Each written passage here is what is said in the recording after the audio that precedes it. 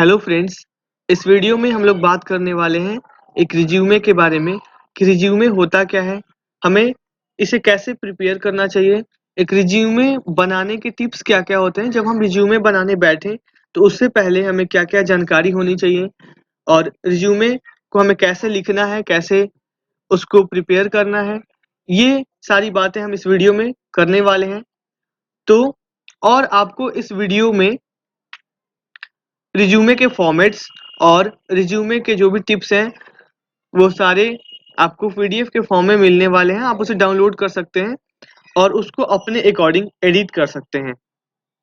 तो चलिए शुरू करते हैं।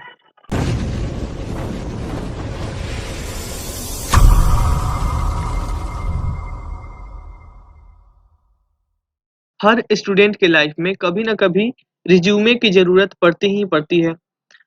तो रिज्यूमे हर स्टूडेंट के पास होना ज़रूरी है और वो भी ऐसा रिज्यूमे होना चाहिए जो कि इफ़ेक्टिव रिज्यूमे हो, जो कभी भी रिजेक्ट ना हो, जिसको जो भी देखे वो आपके पूरे स्किल्स से अवगत हो जाए, उसको आपके रिज्यूमे को देखते ही आपके पूरे लाइफ साइकिल्स का दर्शन हो जाए।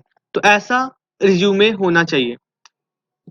तो किसी भी रिज्यूमे को बनाने से पहले हमें कुछ बातों का ध्यान रखना होगा। सबसे पहले हम ये जानते हैं कि रिज्यूमे होता क्या है।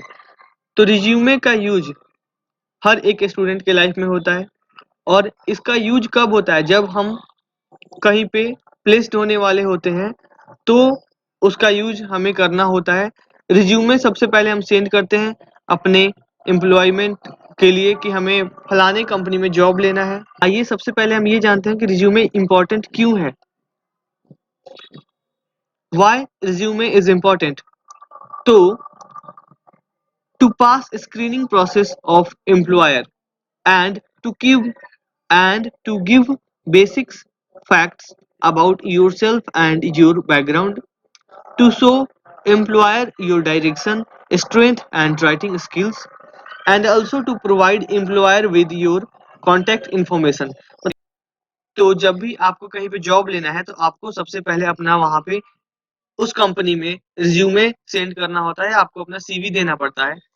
तो आपका रिज्यूमे वहाँ पे सबसे ज़्यादा यूज़ होता है और उस कंपनी को वो रिज्यूमे चेक करना पड़ता है। फिर रिज्यूमे शॉर्टलिस्ट करने के बाद वो आपके पास मेल करती है कि हाँ, आपका रिज्यूमे शॉर्टलिस्ट हो चुका है, आप शॉर्टलिस्टेड हैं इस कंपनी के जॉब के लिए, अब आप आके इंटरव्यू दीजिए। मतलब इंटरव्यू प्रोसेस से पहले आपको रिज्यूमे देना पड़ता है इंटरव्यूअर को। तो उसके अकॉर्डिंग वो आपको जज कर कर सकते हैं कि आपका रिज्यूमे कैसा है, आपने क्या-क्या किया है।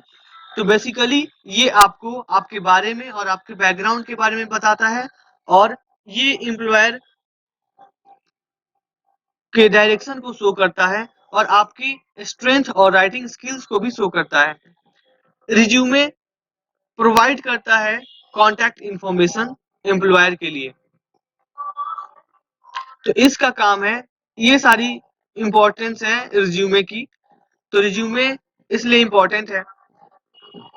अब हमें ये भी देखना है कि रिज्यूमे का लेआउट कैसा होना चाहिए, जो हम रिज्यूमे बनाने जा रहे हैं उसका लेआउट कैसा होना चाहिए। तो किसी भी रिज्यूमे का जो लेंथ होना चाहिए वो 1 पेज से 2 पेज तक का होना चाहिए।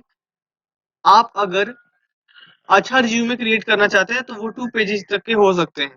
तो आप ये कोशिश करें कि आपका रिज्यूमे का जो पेज हो वो 1 से 2 पेज तक का हो। उसके बाद उसमें क्लियर सेक्शन हेडिंग होना चाहिए। फिर एम्पल व्हाइट स्पेस, जो भी उसमें व्हाइट स्पेस होनी चाहिए वो ample white space, specially around the margins.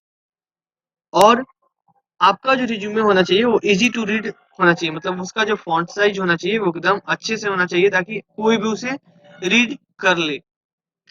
हमें जो फॉन्ट साइज चूज करना है वो 11 से 12 फॉन्ट साइज होना चाहिए और जो टाइटल सेक्शन के लिए फॉन्ट साइज होना चाहिए वो 14 से 16 तक का होना चाहिए।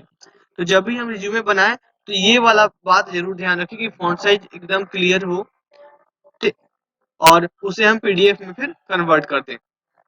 हमें कहीं भी रिज्यूमे जब भी सेंड करना चाहिए तो हमें पीडीएफ में ही सेंड करना चाहिए, किसी इमेज के फॉर्म में हम हमें पीडीएफ इमेज के फॉर्म में हमें अपना रिज्यूमे सेंड नहीं करना चाहिए, ना ही उसको वर्ड के फॉर्म में। तो हमें पीडीएफ के फॉर्म में ही रिज्यूमे कहीं सेंड करना है।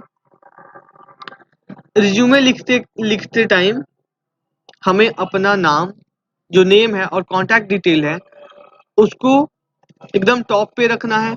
उसके बाद हमें अपने ऑब्जेक्टिव्स को लिखना है। मतलब मान लो कि हम रिज्यूमे लिखना स्टार्ट कर दिए, तो हम सबसे पहले क्या लिखना है? तो सबसे पहले हमें अपना नाम लिखना है, अपना कॉन्टैक्ट इन्फॉर्मेशन देना है, जैसे कि मोबाइल नंबर वगैरह।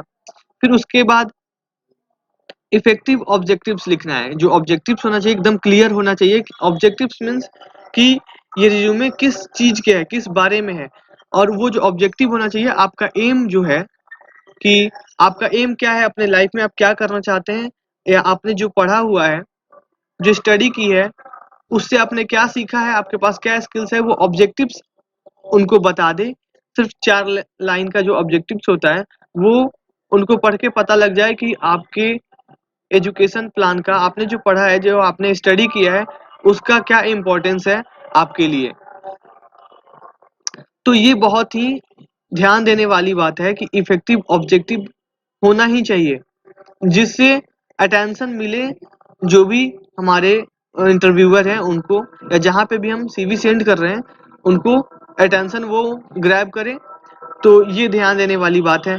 फिर हमें तीसरी बात जो देखनी होती है कि अगर हम फ्रेशर्स हैं एकेडमिक्स के, तो ये बात भी ध्यान देने वाली है कि हमें जो ऑब्जेक्टिव लिखना है वो फ्रेशर्स के अकॉर्डिंग लिखना है। अगर हम फ्रेशर्स नहीं है, कहीं पे पहले से जॉब कर रहे हैं, तो उसके अकॉर्डिंग हमें अपना ऑब्जेक्टिव सेट करना है वहाँ पे। फिर हमें अब जो लिखना है ये सारी चीजें, वो टाइम्स न्यू रोमन में या वर्डना के फॉन्ट साइज में लिखना है। ये एक प्रोफेशनल फॉन्ट साइज है। जैसे एरियल जो आपने सुना होगा, फॉन्ट साइज नहीं, फॉन्ट जो होता है, फॉन्ट एरियल फॉन्ट या टाइम्स न्यू रोमन या वर्डाना जो होता है, वो फॉन्ट्स चूज करने हैं। फिर उनके फॉन्ट साइज टाइटल्स के लिए मैंने बता दिया कि 12 से 14 होने चाहिए, और जो भी सेंटेंसेस हैं उनके लिए वो होने चाहिए 10। हमें यूज करना है राइट कीवर्ड्स। जो भी हमें अपने कीवर्ड्स यूज करने हैं जो भी रिज्यूमे में, वो एकदम राइट होना चाहिए, उसमें कोई भी प्रॉब्लम नहीं होना चाहिए। और जो जब हम पूरा अपना रिज्यूमे लिख लेंगे, तो वो एक अच्छे प्रिंटर से प्रिंट करके हमें उसे निकालना है। अगर हम उसे सेंड कर रहे हैं पीडीएफ के फॉर्म में, तब तो कोई दिक्कत नहीं है। लेकिन जब हम उसे प्रिंट करके कहीं पर रिज्यूमे फिजिकली दे रहे हैं, तो वो एक अच्छे प्रिंटर से प्रिंट होना चाहिए, ताकि जो भी उसके सेंटेंसेज हैं वो अच्छे से प्रिंट होके आए और थोड़ा सा अट्रैक्टिव लगे। हमारे सामने जो अभी दिख रहा है ये स्क्रीन पे, first name, last name, phone number, email address, locations, ये सारे इंफॉर्मेशन, ये सारे डेटाज हमारे पास पहले से होने चाहिए किसी भी रिज्यूमे को लिखने के लिए। फिर हमारे पास हमें क्या टाइटल्स देने हैं उसके। फिर हमारे पास लिंक्डइन के यूआरएल्स भी होने चाहिए अगर हैं तो। फिर सोशल मीडिया के यूआरएल्स भी होने चाहिए। फिर अगर हम वेबसाइट या ब्लॉग क्रिएट किए हुए हैं, तो उनके भी यूआरएल पहले से होने चाहिए। ये सब जो अभी हम बात कर रहे हैं, ये सब हमारे पास रिज्यूमे लिखने से पहले होना चाहिए, ताकि हम रिज्यूमे लिखने टाइम ज़्यादा खोजना ना पड़े, हम डायरेक्ट वहाँ से एक जगह से लिख दें। हमारा डेट ऑफ बर्थ क्या है कॉन्टैक्ट इन्फॉर्मेशन में, फिर हमारा ईमेल एड्रेस क्या है, ये सारी चीज़ें हमारे पास पहले से होनी चाहिए। और भी हमारे पास जो पहले से होनी चाहिए, वो है हमारा जो 10th का, मैट्रिकुलेशन का, इंटरमीडिएट का, अगर हम बैचलर्स डिग्री कर रहे हैं, मतलब ग्रेजुएशन कर रहे हैं, तो उनका सारा एजुकेशन ईयर जो है, सेशंस हैं, वो सारे हमारे पास होने चाहिए। उसमें कितने परसेंटेज आए, मार्क्स हमारे कितने हैं, कितने परसेंटेज हैं, ये सारी चीज़ें पहले से हमारे पास रेडी रहनी चाहिए। हमें अपने स्ट्रेंथ पे पहले से ध्यान देना होगा कि मेरा स्ट्रेंथ क्या है, आपको पहले से सोच के रखना है, वो भी आपका एक्चुअल स्ट्रेंथ होना चाहिए। रिज्यूमे लिखने टाइम ये ध्यान देना है कि हमारा जो स्ट्रेंथ है वो एक्चुअल स्ट्रेंथ होना चाहिए। हमें कहीं से जो पढ़े उन्हें फेक नहीं लगना चाहिए हमारा स्ट्रेंथ। तो ये बात ध्यान देनी है। ये जो ब्लॉग है इसका लिंक डिस्क्रिप्शन में दिया हुआ है। जैसे ही आप उस लिंक पे क्लिक करेंगे, आप इस ब्लॉग पे आ जाएंगे, और यहाँ पे आप क्लियरली देख सकते हैं कि रिज्यूमे कैसे लिखना है, क्या करना है, क्या-क्या टिप्स हैं।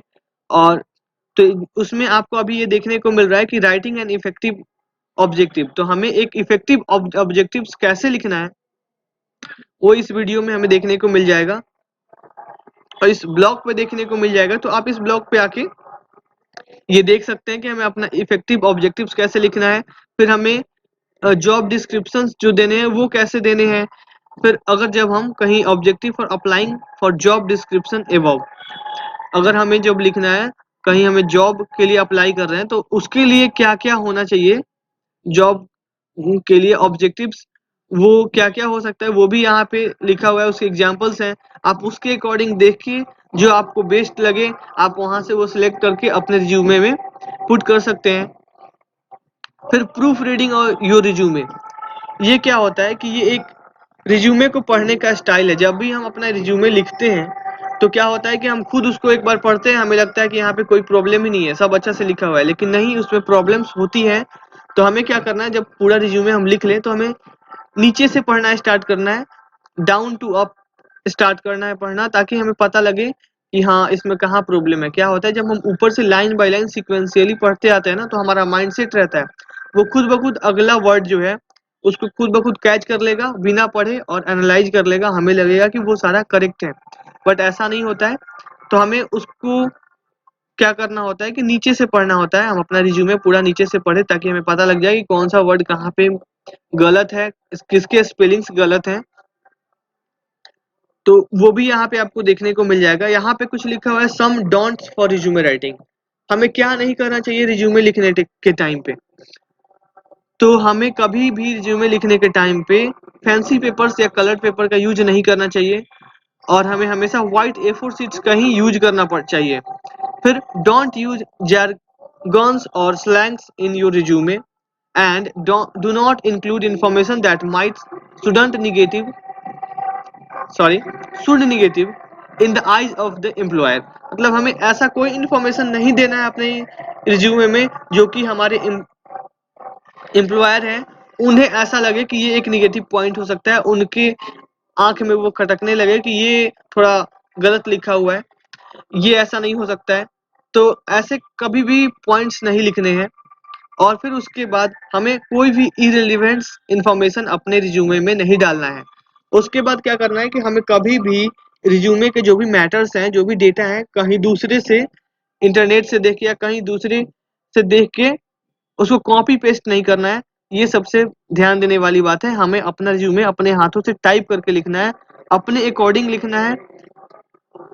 उसके बाद हमें कभी भी अपना रिज्यूमे, जब हम ये सारा रिज्यूमे मान लो कि हम लोग लिख चुके हैं, फिर उसके बाद जब हम प्रिंट निकाल लिए तो ये उस टाइम की बात है कि हमें उस टाइम पे अपना रिज्यूमे फोल्ड करके नहीं रखना है। हमें अपना रिज्यूमे कभी भी प्लेन में रखना है, कभी भी फोल्ड करके नहीं रखना है।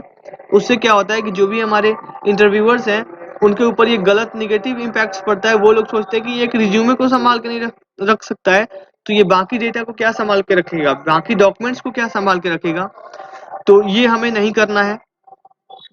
उसके बाद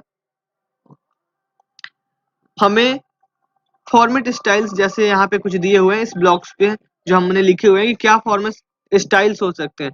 तो जब हम कैरियर ऑब्जेक्टिव लिखें तो ये उसका एक फॉर्मेट स्टाइल हो सकता है कि हम यहाँ पे कैरियर ऑब्जेक्टिव दे दिए और ये एक स्टाइल लगा दिए पहले, तो ये एक फॉर्मेट स्टाइल हो सकता है कैरियर ऑब्जेक्टिव के लिए। उसके बाद टेक्निकल स्किल्स में हम ऐसे लिख सकते हैं पॉइंट वाइज करके कि हम सॉफ्टवेयर में माइक्रोमीडिया जानते हैं, माइक्रोसॉफ्ट एक्सेस के बारे में जानते हैं, लैंग्वेज हमें C++, ASP, जावा आती है। इसको हम पॉइंट वाइज में लिख सकते हैं। फिर हम चाहें तो कैरियर ऑब्जेक्टिव इस टाइप से भी लिख सकते हैं। ये स्टाइल्स हैं लिखने के, अपने अपने सबके अलग अलग होते हैं, तो आपको जो अच्छा लगे वो आप लिख सकते हैं, लेकिन वो एक डिसेंट टाइप का होना चाहिए, पूरा प्रोफेशनली दिखना चाहिए। तो ये हमें ध्यान देना है। फिर कैरियर ऑब्जेक्टिव्स का ये नया है। फिर हम उसको क्या कर सकते हैं कि बोल्ड कर सकते हैं, जो भी हेडिंग्स है हम उसे, जो भी हमारे हेडिंग्स हैं उनको हम क्या कर सकते हैं कैपिटल लेटर में भी लिख सकते हैं। तो ये भी ध्यान देने वाली बात है। तो ये अपने अलग अलग है। फिर एक बात और है हॉबीज एंड इंटरेस्ट की, कि जब हम हर एक रिज्यूमे में हॉबीज और इंटरेस्ट होती है, लिखना होता है, तो उसे हमें सोच के रखना है कि हमारा हॉबीज क्या हो सकता है, क्या इंटरेस्ट हो सकता है। तो अब आइए बिना देर किए हम सबसे पहले रिज्यूमे के फॉर्मेट पे चलते हैं और देखते हैं कि क्या है यहाँ पे। रिज्यूमे के टिप्स एंड टेम्पलेट्स, जो भी रिज्यूमे लिखने से पहले जो भी टिप्स हैं, जिसे हमें जानकारी जिसकी होनी चाहिए, वो अगर हम चाहें तो यहाँ से डाउनलोड कर सकते हैं ताकि हम इसको अपने लैपटॉप में या फ़ोन में सेव करके रख सकें और जब भी हमें रिज्यूमे लिखना हो उससे पहले हम इसको ओपन करें उस पीडीएफ को और फिर पढ़ लें एक बार ताकि हमारे माइंड में सेट हो जाए कि हमें रिज्यूमे कैसे-कैसे लिखना है। तो इसको अगर डाउनलोड करना है टिप्स एंड टेम्पलेट्स तो आप यहाँ पे डाउनलोड सेक्शन पे क्लिक करके इसे डाउनलोड कर सकते हैं। फिर उसके बाद अगर हमें इसके टेम्पलेट्स डाउनलोड करने हैं रिज्यूमे के कि अगर हमें रिज्यूमे चाहिए फॉर्मेट्स चाहिए रिज्यूमे के हमें सिर्फ उसमें एडिट करना है तो हम यहाँ पे क्लिक करके हम अपने रिज्यूमे के जो फॉर्मेट है उन्हें डाउनलोड कर सकते हैं। तो आपको अगर ये डाउनलोड करना है तो आप डिस्क्रिप्शन में जाइए और वहाँ पे इस ब्लॉग पे आइए, फिर ब्लॉग पे आने के बाद डायरेक्ट नीचे आइए, फिर नीचे आने के बाद आप टिप्स डाउनलोड करिए, उसके बाद फॉर्मेट या टेम्पलेट्स डाउनलोड करना है, जो भी डाउनलोड करना है वो डाउनलोड करिए, एडिट करिए और अपना रिज्यूमे सबमिट करिए जहाँ पे भी सबमिट करना है। लेकिन लिखने से पहले ये ब्लॉग ज़रूर एक बार पढ़ लीजिएगा या वीडियो ये देख लीजिएगा ताकि आपको पता लगे कि हमें कैसे-कैसे रिज्यूमे लिखना है। तो अब हम देखते हैं कि जो हमारा यहाँ पे लिख दिया हुआ है, जो आप डाउनलोड करेंगे, उसका फॉर्मेट कैसा होने वाला है। तो वो ऐसा रिज्यूमे आपको दिखेगा। यहाँ पे आपका नेम होगा, जो मैंने बोला था कि सबसे ऊपर आपका इन्फॉर्मेशन होना चाहिए, पर्सनल इन्फॉर्मेशन और कॉन्टैक्ट इन्फॉर्मेशन। तो कॉन पर्सनल इन्फॉर्मेशन के बाद करियर ऑब्जेक्टिव्स होना चाहिए। तो ये करियर ऑब्जेक्टिव है यहाँ पे और यहाँ पे करियर ऑब्जेक्टिव में लिखा हुआ है to obtain a position that will allow me to utilize my technical skill experience and willingness to learn in making an organization successful। मतलब मेरा ये ऑब्जेक्टिव है कि मैं एक ऐसा पोजीशन चाहता हूँ जहाँ पे मेरे अंदर में जो भी टेक्निकल स्किल्स है एक्सपीरियंस है और विलिंगनेस है उसको मैं उसके यूज को करके मैं किसी भी ऑर्गेनाइजेशन को सक्सेसफुल बना सकूं। फिर एकेडमिक्स उसके बाद हमें देना होता है एकेडमिक्स मतलब कि हमने जो किया 10th 12th या बीटेक आपने ग्रेजुएशन किया है तो उसके ये फॉर्मेट होते हैं। जो मैंने यहाँ पे फॉर्मेट यूज किया है वो एक बेस्ट फॉर्मेट है। आप ऐसे ही लिखिए ताकि क्या होता है कि जब कोई भी रिज्यूमे पढ़े तो उसको क्लियरली दिखे। तो इंटरव्यूअर है या जो भी रिज्यूमे आपका पढ़ रहा है उनको आपका रिज्यूमे पढ़ते टाइम एकदम क्लियरली दिखना चाहिए सारे डेटाज उसमें कोई गैदरिंग्स नहीं होना चाहिए एकदम अच्छे से दिखना चाहिए। तो उसके लिए आप इस फॉर्मेट का यूज कर सकते हैं। आपको यहाँ पे डिग्री लिखना है ये उसके बाद एक कॉलम बनानी है जिसमें आपके बोर्ड और यूनिवर्सिटी हो सकते हैं, फिर स्कूल कॉलेजेस, फिर पासिंग ईयर, फिर परसेंटेज। तो ये फिल करने के बाद उसके बाद आपको आपने जो प्रोजेक्ट्स किए हैं अपने एजुकेशन के टाइम पे अपने स्टडी के टाइम पे उसे लिखना बहुत ही इम्पोर्टेंट है। अगर आप एक टेक्निकल स्किल्स के लिए टेक्निकल डिग्री के लिए बना रहे हैं अपना रिज्यूमे तो अगर आप एक सीएससी के कंप्यूटर साइंस के स्टूडेंट हैं आपने बैचलर ऑफ टेक्नोलॉजी में किया हुआ है बीटेक किया हुआ है कंप्यूटर साइंस से तो उसमें अगर आपको प्रोजेक्ट मेंशन करना है तो आप प्रोजेक्ट जरूर मेंशन करें। अगर आप ग्रेजुएशन के भी हैं तो आपने जो कुछ प्रोजेक्ट में किया है अभी तक कुछ ना कुछ आप याद करें शुरू से लेके अभी तक आपने क्या प्रोजेक्ट किया है कुछ ना कुछ आपके माइंड में आ ही जाएगा। वो आपको यहाँ पे लिखना है कि आपने क्या क्या प्रोजेक्ट किया है कब किया है वो आप सिर्फ ईयर्स लिख सकते हैं उसका हेडिंग दें जो किया है वो और उसके बाद यहाँ पे उसके उसमें क्या किया था उसके छोटे से इंट्रो दे दें मतलब डिस्क्रिप्शंस यहाँ पे आप लिख सकते हैं। तो अगर आप 3-4 प्रोजेक्ट किए हुए हैं तो आप चारों प्रोजेक्ट यहाँ पे लिख सकते हैं एक-एक करके। फिर उसके बाद ट्रेनिंग एंड इंटर्नशिप अटेंडेंट का नंबर आता है। तो ये आपने कोई ट्रेनिंग तो ज़रूर ही किया होगा। तो अगर आपने कोई ट्रेनिंग या इंटर्नशिप किया हुआ है तो उसको भी आप यहाँ पे लिख सकते हैं इस फॉर्मेट में। आप क्या कर सकते हैं मैंने इसको इसलिए यहाँ पे लिखा हुआ है कि जब भी आप लिखे रिज्यूमे तो आप अपना यहाँ पे एडिट कर लें कि जैसे मैंने समर ट्रेनिंग किया था 2019 में from this company under which developed a project. उसके बाद यहाँ पे जो आपका प्रोजेक्ट का टाइटल है वो लिख सकते हैं जिसमें आपने क्या क्या किया टीम लीडर का रोल निभाया जो भी आप लिखना चाहे वो लिख सकते हैं। तो जो आप ट्रेनिंग और इंटर्नशिप किए हैं वो आप यहाँ पे लिख सकते हैं। फिर उसके बाद टेक्निकल स्किल्स आप में क्या है वो भी लिखना बहुत ही ज़रूरी है। तो लैंग्वेज टेक्निकल स्किल्स का जो फॉर्मेट है ये ऐसा फॉर्मेट यूज करना है। आप लैंग्वेज कौन से जानते हैं वो लिख देना है। फिर ऑपरेटिंग सिस्टम आपको कौन-कौन से आते हैं वो लिख देना है। फिर एप्लीकेशन टूल्स क्या आता है और डेटाबेसेस क्या है। ये जो हमने लिखे हैं ये टेक्निकल स्किल्स है। ये एक टेक्निकल के स्टूडेंट्स हैं जो भी उनके लिए है। अगर आप टेक्निकल के स्टूडेंट्स नहीं हैं, अगर आप नॉर्मल ग्रेजुएशन कर रहे हैं किसी दूसरे फील्ड में, तो उसके लिए आपका ये स्किल्स अलग हो सकता है, उसको आप अपने अकॉर्डिंग चूज़ करके लिख सकते हैं। फिर सॉफ्ट स्किल लगभग मुझे लगता है कि सब में ये होता है, चाहे वो टेक्निकल के स्टूडेंट हो या किसी भी फील्ड के स्टूडेंट्स हों, तो सॉफ्ट स्किल्स उनको लिखना ज़रूरी है, तो वो लिख सकते हैं सॉफ्ट स्किल्स। तो आपको सॉफ्ट स्किल्स पॉइंट वाइज़ लिखने हैं और ऐसे स्किल्स होने चाहिए जो कि जेन्युइन हो, ऐसा नहीं लगे उन्हें कि ये फेक है, ये फेक स्किल्स है, ये कहीं से चुरा के लिखा हुआ है। तो अगर आपका स्किल्स यूनिक है, वो भी उनको अट्रैक्ट कर सकता है आपकी तरफ। तो आपको ये करना है कि उन्हें यहाँ पे लिख देना है सोचने के बाद।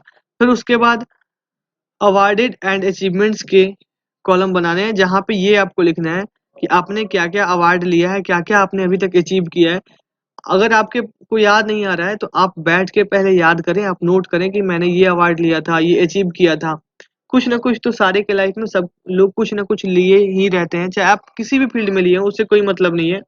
जो भी आपको याद आता है, कम से कम 4 पॉइंट, 4 अवार्डेड या अचीवमेंट्स आप यहाँ पे लिखें कि हाँ, मैंने उस टाइम पे स्पोर्ट्स में ये वाला काम किया था, या मेरे कॉलेज के अंदर ये कुछ ऐसा हुआ था, तो वहाँ पे मैंने ये वाला काम किया जिसमें मुझे सर्टिफिकेट मिला हुआ था, या मैंने यहाँ पे ये अचीव किया था। तो उसको आप लिख सकते हैं, या आपने कोई वर्कशॉप वगैरह किया हो तो वो भी लिख सकते हैं, या डांस प्रोग्राम किया था या किसी स्टेज शो में गए थे, तो वहाँ पे आपको कुछ अवार्ड्स मिले थे या अचीवमेंट आपको कुछ हुई थी, तो वो सब चीज़ें आप यहाँ पे लिख सकते हैं।